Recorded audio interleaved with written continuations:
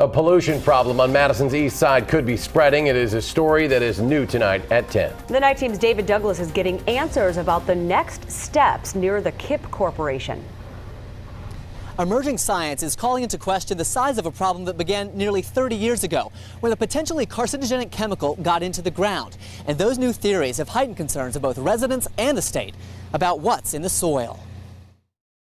We're trying to understand where it has contaminated water. Madison-Kipp Corporation looms over Marquette Street, where residents worry what's lurking underground. The answer I want to hear is it's okay to live there and you won't get sick. Recently, the state installed these ventilation systems in 5 homes, not concerned about polluted water or soil, but soil vapors possibly building up in basements. There's no cost sharing whatsoever. Madison-Kipp has paid 100% of it. Mark Meaner says his company had no idea tetrachloroethylene could be carcinogenic when they vented it outside in the 80s. So it soaked into the ground. So therefore, the groundwater in the soil was contaminated. The use of that chemical has since stopped, but getting that out of the ground now is a long involved process. At a meeting Wednesday, residents learned the state is now planning to test groundwater in more places around the site to see if the contamination has spread.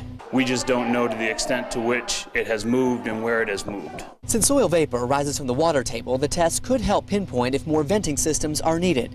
But air quality isn't the only thing that has residents concerned. Rather than just testing with wells across the street, that they'll also do some soil testing in all of the yards. It's not something that's just going to go away overnight. As for that soil testing, a DNR expert says they did that back in 2003, looking at soil from backyards of homes right next to the plant, and they didn't find high enough levels of the contaminant in it to pose any hazard to anyone's health.